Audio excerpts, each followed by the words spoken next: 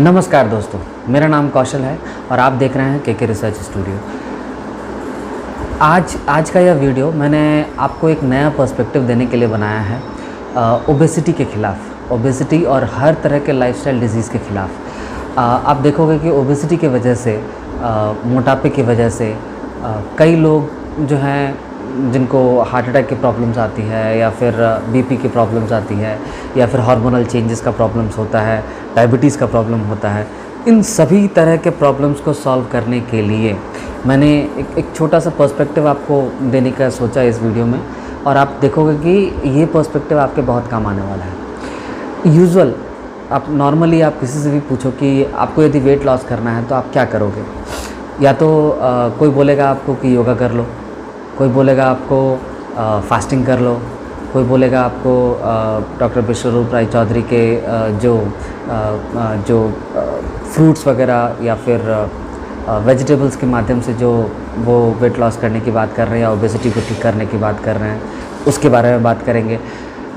या फिर कोई बोलेगा कि चलो जिम चले जाओ यार, या फिर कोई कुछ बोलेगा कि थोड़ा कम खाओ। तो बेसिकली आप देखोगे कि ये 4-5 जो भी तरीके हैं, कोई कीटोजेनिक डाइट्स पे रहता है, डाइट प्लानिंग करता है, कोई कुछ करता है, कोई कुछ करता है। इन सभी चीज़ों में आप देखोगे कि एक चीज़ जो कॉमन है, जो पता नहीं चलती है लोगों को, कि आखिरकार ये वेट जाता किधर है। यदि वेट आप मान लीजिए किसी भी तरीके से लूज़ कर भी रहे हैं तो ये जाता किधर है। मैं उसी का एक पर्सपेक्टिव, एक छोटा सा साइंस है, छोटा सा ज्ञान है, यही मैं आपको इस वीडियो के माध्यम से देने की कोशिश करूँगा आज। पहली बात, आप ध्यान से सोचो, जब आप सांस लेते हो, आप क्या लिए? आपने ऑक्सीजन लिया। जब आप सांस लेते हो, जब आप ऑक्सीजन लेते हो, तो ऑक्सीजन का फॉर्मूला क्या है? ऑक्सीजन का फॉर्मूला है O2। 2 मॉलिक्यूल ऑक्सीजन के जुड़ते हैं, ऑक्सीजन बनता है, और ये ऑक्सीजन आप बेसिकली शरीर में लेते हो। यहाँ से सोचिए कि O2 आपने लिया और छोड़ा क्या आपने? CO2, यानी कि कार्बन डाइऑक्साइड, यानी कि एक कार्बन का मॉलिक्यूल जुड़ गया यहाँ पर। यानी कि आपका जो यदि मैं ऐसे बोलता हूँ कि 1 लीटर या 1 kg ऑक्सीजन मैंने लिया, तो कार्बन डाइऑक्साइड के साथ 1 kg ऑक्सीजन बाहर भी जाएगा, लेकिन ये कार्बन डाइऑक्साइड भी बाहर जाएगा। अभी यानी कि एक देखा जाए तो कार्बन का जितना भी वेट होगा उसके हिसाब से तो हो सकता है 1.2 kg हो, या हो सकता है 1.3 kg हो। यदि आप बराबर मात्रा में जितना ऑक्सीजन ले रहे हो, उतना ही बराबर मात्रा में यदि आप ऑक्सीजन को बाहर भी कर रहे हो अलॉन्ग विथ कार्बन, तो एक 1.2, 1.3 kg, 1.4 kg के हिसाब से यह आपके शरीर से जाना चाहिए। ये कार्बन आपके शरीर में आया कहाँ से? कभी आपने सोचा कि ये कार्बन आया कहाँ से आपके शरीर में? कभी आपने ये सोचा कि आपका जो वेट है, जो आप गेन करते हो ओवर द पीरियड, ये कितने सालों से आपने गेन किया है? ऐसा क्यों नहीं हो गया कि एक ही दिन में बहुत ज़्यादा आपने गेन कर लिया, या एक ही दिन में आपने बहुत ज़्यादा लूज़ कर लिया? ऐसा क्यों होता है? तो इन सब चीज़ों का एक ज्ञान है। कार्बन आपके शरीर में आता किधर से है? कार्बन आपके शरीर में कार्बोहाइड्रेट से आता है। कार्बोहाइड्रेट जिसमें कि कार्बन भी होता है, ऑक्सीजन भी होता है, और साथ ही साथ हाइड्रोजन भी होता है। अब ये कार्बोहाइड्रेट किधर से आता है? तो कार्बोहाइड्रेट हमारे शरीर में कार्ब वाले जितने भी प्रोडक्ट हैं, जो भी हम लोग खाते हैं, कार्ब्स वाले जितने भी प्रोडक्ट हैं, जितने भी होलसम ग्रेन हो गया, या फिर चिकन हो गया, मटन हो गया, कुछ भी जो भी आप खाते हो, उन सब में कार्बोहाइड्रेट की कुछ न कुछ मात्रा होती है। अब जैसे मान लीजिए आपने चाय पिया और चाय में 1 चम्मच चीनी डाला। ये 1 चम्मच चीनी क्या है? बेसिकली कार्बन का ही रूप है जो आपके शरीर में जाता है। अब इस कार्बन को हटाने के लिए यदि आप 1 चम्मच चीनी कार्बन अपने शरीर से हटा रहे हो, तो उसके लिए कम से कम आपको 4 घंटे सांस छोड़ना पड़ेगा, तब जाके वो कार्बन जो है जलता है आपके शरीर में और ख़त्म होता है, बाहर निकलता है आपके शरीर से। छोटा सा ज्ञान है। O2 लिया, कार्बन डाइऑक्साइड छोड़ा।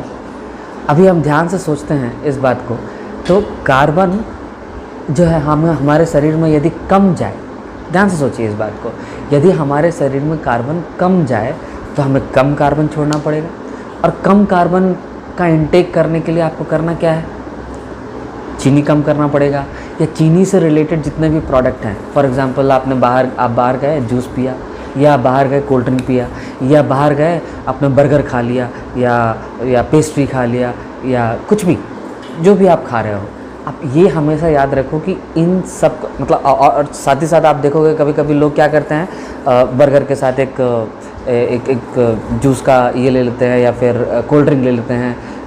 अब सोच के देखो, इन सबको मिला दिया जाए तो कितना चीनी आपके शरीर में, कितना शुगर आपके शरीर में घुसता है।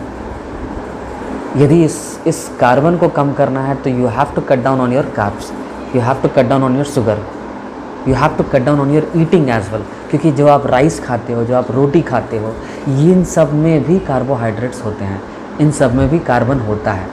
छोटा सा साइंस है ये, छोटा सा ज्ञान है, छोटा सा विज्ञान है। छोटा सा विज्ञान क्या है? Simply you need to cut loose of your carbon.